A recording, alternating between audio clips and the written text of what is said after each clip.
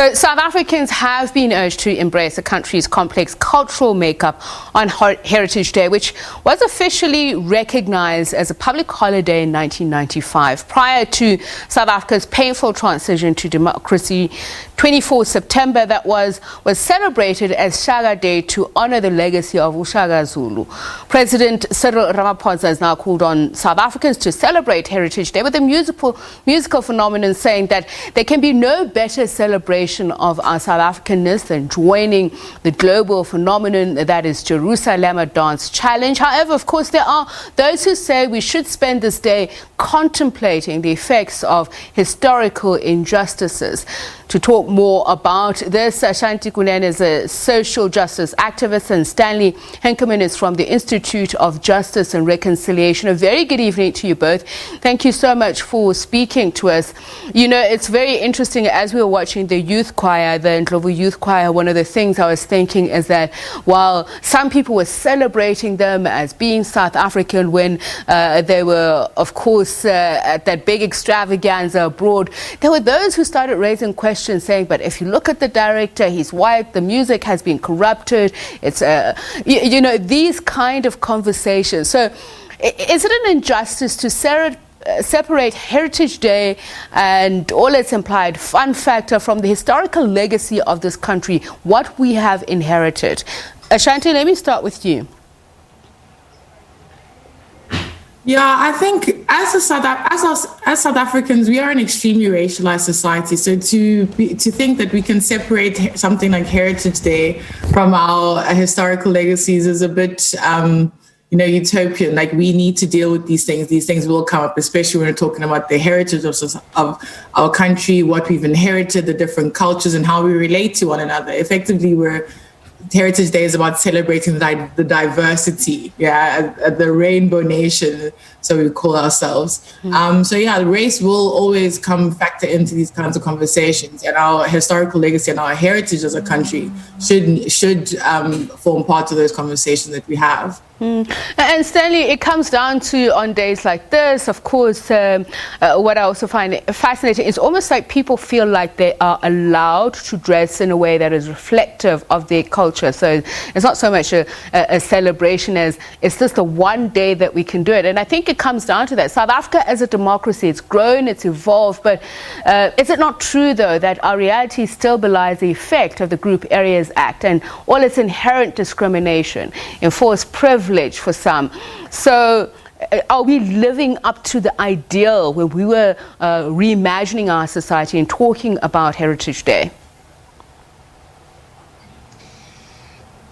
I think we have to just be honest and brutal about it. The fact of the matter is that, it has taken us hundreds of years to get to the point where we are now. And we are now, 26 years into democracy. So these things, are almost part of our DNA. And I hope our discussion tonight will talk about how do we dismantle that DNA. But it is true that we cannot, we cannot take one day and almost kind of say, today we're going to be happy. We'll forget about the challenges. We are faced with the challenges every day. Today I was at Greenpoint Park in Cape Town. Beautiful, and nice surroundings, lots of people, just having a fun day. Interestingly enough, you can't braai there, so we didn't braai. And a number of people came, in beautiful Xhosa regalia and had a fun day. But the thought just came to me, how far did they have to travel? In talking about the Group Areas Act and so forth, to enjoy this beauty. And as we came, we got there at about lunchtime. As we came, a lot of people left. And I assume that they are locals. And I think, those are the realities that we still have to face.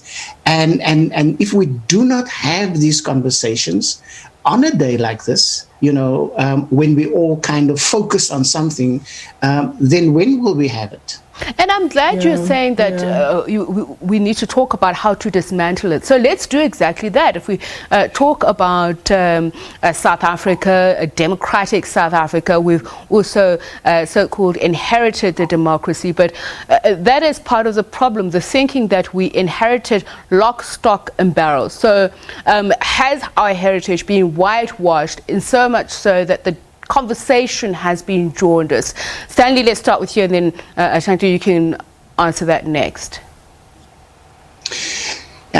Unfortunately, it's still about, who controls the narrative on particular issues. And so, let's take Heritage Day as an example. Somebody decided, let's have a Braai Day. And that sounds very innocuous, very innocent, but actually it's about controlling the narrative again, And so Braai has now become the South African heritage. And while it might be so, it is not about the Braai. It is about what it represents. It's about the message that people are trying to get across. And so when we start talking about these things, we have to understand that as a nation, we almost find ourselves in a holding pattern, like a plane in a holding pattern, waiting for instructions to land. And the question is, who's going to give those instructions? Where we must land? And in order to get out of that holding pattern, we need to start having these uncomfortable, these difficult conversations about race, about whiteness, and what it represents, about privilege, about the social capital of being white, of being middle class, and what that does for the millions of people in our country who really, live in shame, if I can call it that. And Ashanti, because that's the whole... they can't feed their families properly. They have to hustle. Yeah. And that's the whole point. And please, Stanley, we are continuing with this train of thought, because if we're talking about a democratic order, there within lies the issue of the human experience. You were talking earlier on, Stanley, about the political, almost social, spiritual foundation of who informs what we enjoy and know of a collective heritage. So it's often said that we have a more participatory democracy, but are we adequately reflecting our cultures, our traditions and customary practices in such a way that everybody is being honored and honestly reflected? Is that for Ashanti? Yes, I asked that question. I think part of the issues. I think part of the difficulty about, I completely agree with Stan to say that we need to have these conversations, right? But part of the problem of our issue as South Africans, we don't have the language that adequately reflects our current context, right? How we talk about ourselves and how we talk about other people is still reminiscent of the apartheid language, the apartheid narratives of blackness, of whiteness, of Indian, of the hierarchy of race within society. And because we have not evolved a new language to talk about ourselves, we remain within these boxes, right? So we can talk shop about black people and white people and colored people and all of that, but because of the way in which the narratives of race and our language is constructed, we are unable to imagine alternative futures. And I think part of that, it also, Stan earlier said about how this is in our DNA and dismantling racism within ourselves. Part of that work is also figuring out that who you are, the color of your skin has nothing to do with who you are. Like, really not. It is such an irrelevant semantic issue, the color of your skin, because who you are is your spirit, is your internal stuff, is what drives you, what makes you move in the mornings, right? And that basing who you are on the color of your skin, I think, is what is what inhibits us from having open, honest, candid conversations about race, because everything then goes back to, oh, but you're white, you can't say that. Oh, but I'm black, I'm a victim. So I think how we speak about ourselves and how we understand ourselves as people needs to transcend the categories of race that we've inherited from the apartheid system. So Stanley, then let's have you, because you mentioned the framing of the issue. So are we, the media, doing this complexity justice? Because who you are is not the color that Ashanti says, but the truth of the matter is, in South Africa, there's been generational poverty.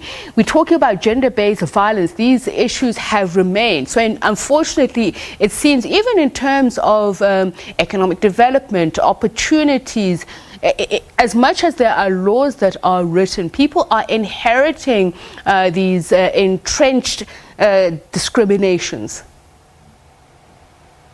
Yeah, unfortunately, and that's why I made the point, that we need to understand that it's going to take a long time to do this, but we must be intentional about it. And that is, for me, where the problem lies. I'm not sure. I'm not convinced, let me put it that way, that we as South Africans are intentional enough to shift this reality, because this reality of black, white, colored, it's a distorted reality. It's 100%. Not, and I mean, we all know that race is a construct, but we continue to perpetuate that reality, and suddenly, we observe each other according to this distorted reality. Now, can you see the pattern here? So you start off with a distorted reality, then your observations and your subsequent actions will be based on a distorted reality. And I think that, you talk gender-based violence, for instance, it's also based on, a distorted reality we have about who we are. What does it mean to be a man? And so I think one of the things that we need to do to dismantle these things is to go to the source. The laws are important, they help, they set frameworks, and we can criticize actions, but actually what we need to do is to shift the way people think. It's to shift the world views that we have of one another. And unless we do that, we're just rearranging the deck chairs, and that is where our work lies. And Ashanti, it's been said many times. Okay, go ahead. Sorry, Stan is speaking about how we need to shift how we think, right? I think the question that you were asking about, are the media doing justice to the narrative? One of the things that me and my friends like to speak about is how, as South Africans, we lack nuance. We love to think in binaries. We like to talk in binaries. And especially when a hot topic is happening, we talk in either or and never in the in-between and the nuance. And I think part of shifting how we think and how we talk about ourselves and how we engage with these issues is speaking to and acknowledging the gray areas between the black and the white. Things aren't just black and white. There's much more gray than there is black and white. I think just in terms of the narrative around these issues. Is that because there is a lack of knowledge systems that reflect these different cultures, our traditions, our customs, our practices, whether they are to a specific cultural group? So who is choosing the knowledge sources, and do we still have institutions that are biased? And I'm talking across the social political spectrum. Yeah, I wouldn't say that there is a lack of alternative knowledge systems. We just don't formalize it the way we have with the Western education system, right? And I think here is where the role of mentorship and the importance of intergenerational conversation comes into play. Because if your knowledge systems, or you don't see yourself reflected in the education system, I think this was also one of the things that we were arguing as during Fees Must Fall, is that we need to be able to see ourselves in the curricula. And if you don't, we go elsewhere to find that, right? And this is why I think intergenerational conversations and mentorship throughout the society is important, because that's where you can have the conversations that we're not having in school. And Is it that we're also held back by the fact that race is still very much a determinant factor, Stanley, in having these conversations on how to create a new heritage that we can all say we're proud of and reflects us, but it is not ahistorical as well, because this is part of the problem?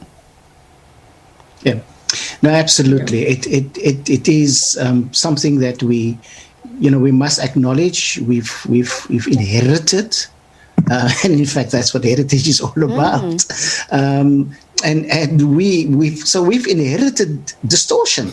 We've inherited kind of views of heritage that elevate some views of heritage or some expressions of heritage and completely deny others. And I think that it is really critical that as a society we need to, it doesn't help. And of course the work that we do and people like Ashanti do, it's important because we try and conscientize, we try and work with whoever. But actually you need the whole system to work together in the same direction. And it should go beyond the intentions, and we have wonderful policies, and the policies state these intentions, but we are very, very challenged in terms of how we actually implement them. Let's take heritage, for instance. Let's take how we understand each other. I would have imagined, and as an ex-school teacher, I would have imagined that by now we would have had an education system that actually helps young people in schools to understand, at the very least, the cultural practices, the beliefs, the norms of the other people in their province. Let's start in the province, So in the Western Cape, for instance, every school kid should actually know, where white people came from and what their contribution is and what it is they celebrate and so forth. Similarly, with people that are classified colored or brown, whatever, and similarly people who are Xhosa speaking, and in that way get a sense of what is important to people. But what do we have in our schools? We have assimilation. And this, think about what this does for heritage. You have a black kid coming from the townships or even from a middle class area that comes into a school that has a certain, level of interaction, certain norms and standards. And in order for you to fit in, you have to speak like them. You have to do the rituals. Now that kills heritage. That kills pride in who you are. And that's why I think the education system is a good place to start. And let's forget about how we're going to do it right tomorrow. Let's work on the next number of years so that the next generation do not have to have the same conversation that we're having. And Ashanti, it's been said that privilege and bias is part of the problem. I mean, we've had many conversations about that. We've been having that conversation. People will then stretch it and say we're being creative, we're trying to create a culture where we can all laugh at the same things. But is it ever going to get to that? Because if you're privileged, you're biased, the chances are the inclination to really stretch yourself and try and understand a divergent point of view is not really enticing. Yeah, I mean, look, I would go so far as to say that privilege and bias isn't the problem. White supremacy is a problem. Everything stems from that, from the reason why we were even calling for the decolonization of education, because to decolonize education means to have exactly what Stan had articulated, many different worldviews, teaching young people all sorts of different things from all sorts of different ways. And I think part of why I mentioned that we need to also look at the effects that white supremacy has is because when thinking about my generation, born frees, and our assimilation that we had to go through in school in order to have better opportunities than what my parents and my grandparents had, required my assimilation, right? And therefore that meant that heritage and culture was less important than ensuring that Ashanti was able to get to a good school that meant she could get to a good university and get a good job. You know what I'm saying? And that is because of white supremacy, and white supremacy requires you to assimilate or die, basically. And this is where the whole thing of code switching happens, that I can speak beautiful English when it's time, but then also be very, very ghetto when it's necessary. But this is what you're required to do within corporate spaces in order to even thrive in a society. So I think we need to stop making it soft. We're talking about anti-black white supremacy. That's essentially what we're talking about. And this is what we need to deal with. And the entire world is structured in this way. And I might seem to be going off topic, but not so, Stanley. While we continue to explore the areas in which we need to look into, there's obviously been a lot of debate around the Jerusalema dance challenge from within the literary academic spaces of why during the Jerusalema dance challenge doesn't necessarily bring us together. But let's talk about that, the role of the arts in having a shared heritage, creating one, while at the same time being careful of not appropriating. Yeah. You know, Ashanti was referring earlier to or somebody referred to, you was referring to the problem people have with the white director, you know. And I think those are minor things for me at this point, because, you know, what we need to look at is the fact that he's trying to do justice to a particular type of music. Okay, enough of that. I don't want to get into debate about that.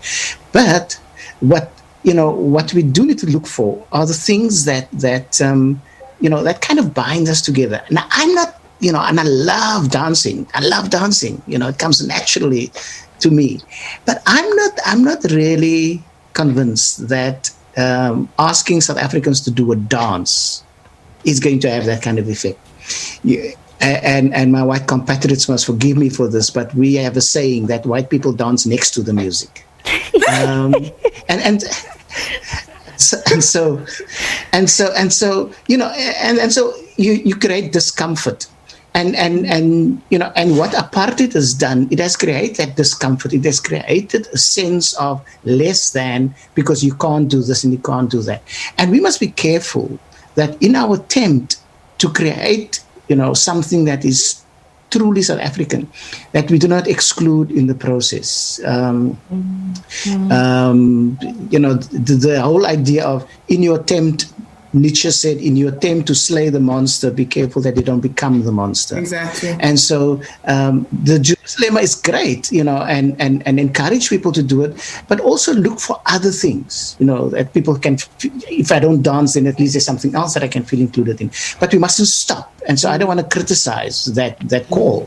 But we mustn't stop at that one thing. Let's give ourselves options, Ashanti, let me give you a minute to answer, because unfortunately we have run out of time, Stanley. So let me give the final thoughts to Ashanti very briefly, please.